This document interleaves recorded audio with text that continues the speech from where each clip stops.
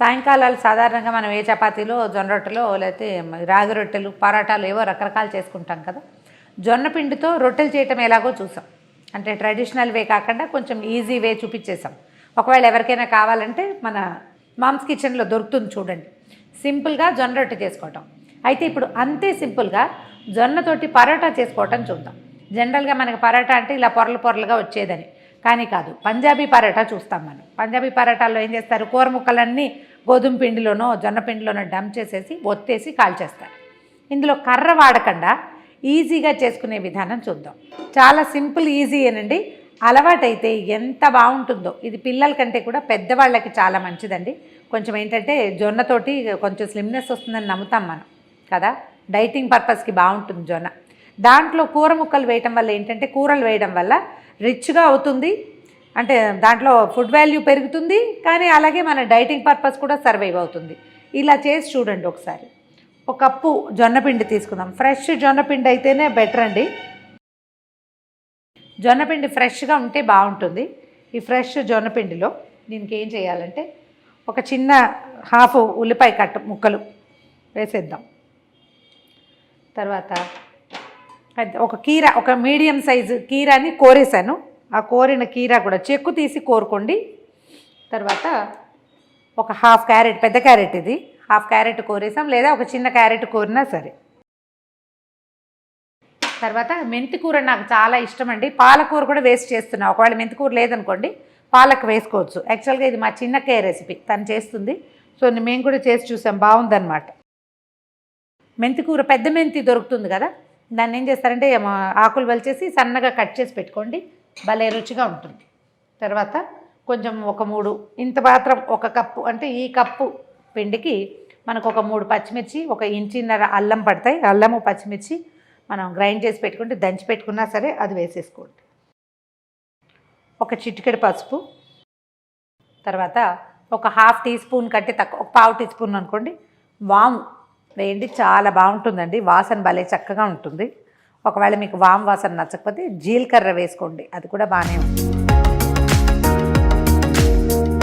నలిపితే ఇందులో ఉన్న వాసన బయటకు వస్తుందంటారు. మన రుచిని అనుసరించి ఉప్పు వేసేయండి. వేసేసి దీని మొత్తాన్ని ఒకసారి కలిపేద్దాం. నీళ్లు ముందు పోయొద్దు, అవసరాన్ని బట్టి పోసుకోవాలి. అంటే అన్నీ వాటరీగా ఉంటాయి కదా, కీరలో చాలా తడి ఉంటుంది. ఈ ఉప్పు తగిలేసరికల్లా క్యారెట్ కూడా కొంచెం యూజ్ అవుతుంది కదా. ఈ అల్లం వెల్లుల్లి కూడా వేసుకోవచ్చండి. చాయిస్ ఉంటే మనకి పచ్చిమిర్చితో పాటు వెల్లుల్లిపాయలు కూడా వేసుకోవచ్చు, మీకు నచ్చితే ఆ వాసన. కొంచెం ఒక చిన్న గ్లాసు నీళ్ళు పెట్టి పక్కన పెట్టుకోండి. ఈ స్టవ్ మీద నుంచి వేడి వేడి నీళ్లు ఇందులో పోసేయండి.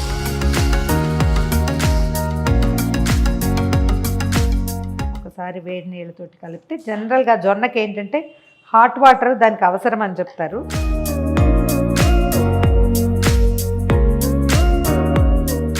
ఇదేంటంటే మన రొట్టెల పిండి పాళం కాదు, బియ్యపిండి చెక్కలు చేసుకుంటాం చూడండి, అట్లా కొంచెం మెత్తగా ఉండాలన్నమాట. మామూలుగా చపాతీలు కర్రతోటి ఒత్తేలాగా ఒత్తం, ఇది చేత్తో ఒత్తుకుంటాం మనం. కొంచెం నీళ్ళు ఎక్కువైతే ఏం కంగారేం లేదు, కాస్త పిండి వేసుకోవచ్చు. ఒకవేళ పిండి ఎక్కువగా ఉంటే మరి కాసిని నీళ్ళు పోసేయండి. దీంట్లో ఇంకా నూనె గిన్నె ఏమీ వేయమండి, ఇది ఇలా ఉంచేసుకోవటమే.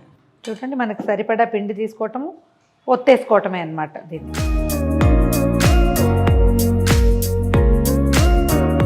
ఓ పెనం పెట్టుకుందాము. ఇది నాన్ స్టిక్ ప్యాన్ లాంటివి, నాన్ స్టిక్ లాంటివి పెట్టకండి. మందపాటిది మన కాస్ట్ ఐరన్ ప్యాన్, లేదా మన దగ్గర ఉన్నది సన్నటి తవా కాకుండా కొంచెం మందపాటిది ఉంటే ఇది నిదానంగా కాలటం కోసం అన్నమాట. ఇది వేడెక్కే లోపల మనం ఈ రొట్టెల్ని ఎట్లా ఒత్తుకోవాలో చెప్తాను. దీన్ని మనం పిండి వేసి వత్తము, రాయి మీద వత్తమండి. సింపుల్ ఈజీ మెథడ్ ఏంటంటే ఈ సైజు క్లాత్ ఒకటి పెట్టుకోండి. మన హోమ్ నాప్కిన్స్ ఉంటాయి కదా, కిచెన్ నాప్కిన్స్, అలాంటివి పనికొస్తాయి. నావన్నీ ఎక్కువగా పంచముక్కలే ఉంటాయండి, వాటినే పెట్టుకుంటాం. ఈ సైజు ముక్క ఒకటి తడిపేసి పిండేయండి గట్టిగా. దాని మీద మనకి సరిపడా ఎంత కావాలో దీనికి సరిపడా ఆ మాత్రం ముద్ద తీసుకోండి, పెట్టండి. కొంచెం తడి చేయి చేసుకోండి, చాలా నీళ్ళ చేయి కాదు, కొద్దిపాటి తడి చేయి చేసుకుని దీన్ని ఒత్తేయండి.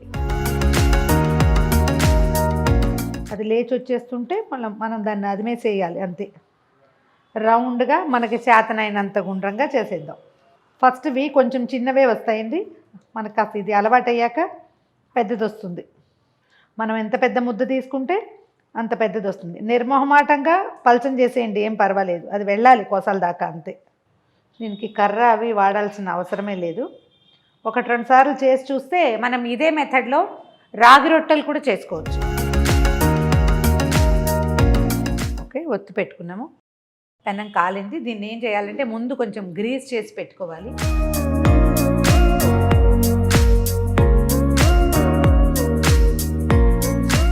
అలవాటుని బట్టి మీ దగ్గర బ్రష్ ఉంటే బ్రష్, లేదా ఏదైనా చిన్న క్లాత్ని పుల్లకు చుట్టి వాడుకుంటారా, మీ ఇష్టం. దాన్ని గ్రీస్ చేసేయండి. తర్వాత దీన్ని ఈ క్లాత్తో సహా దీని మీద వేసేయండి. క్లాత్తో సహా వేసేయండి. తర్వాత అలాగా ఈ క్లాత్ని తీసేసి మనం తడి చేస్తే ఒక్కసారి కొంచెం దీన్ని తడిపితే సరిపోతుంది. చాలా కొంచెం ఎక్కువ చేయొద్దు. ఎక్కువ చేస్తే ఏమంటుంది, ఇగో ఇట్లా మూవ్ అయిపోతుంది అన్నమాట. ఇప్పుడు ఏం చేద్దామంటే 1/2 స్పూన్ నూనె. ఎక్కువ నూనె వాడద్దండి. మీరు చాలా డైటింగ్ ప్లాన్ ఉంటే కొంచెం నూనె తక్కువ వాడుకోండి. మన పెనం ఎంత పాతది, ఎంత బాగా కాలి ఉన్నది అనే దాని మీద దీని అందం డిపెండ్ అయి ఉంటుందన్నమాట. కావాలనుకుంటే మూత కూడా పెట్టుకోవచ్చండి.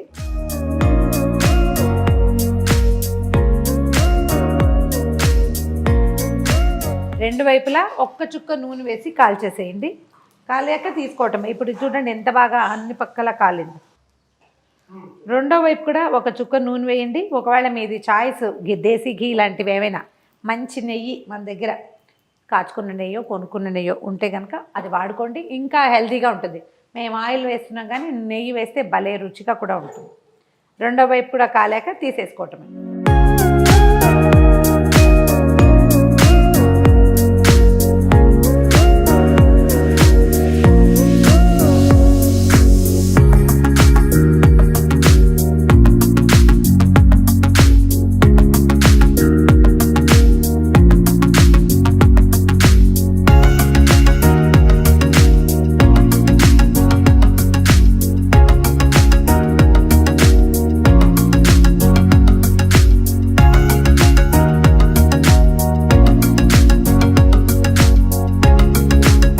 ఇదిగోండి మన జొన్న పరాటాలు రెడీగా ఉన్నాయి.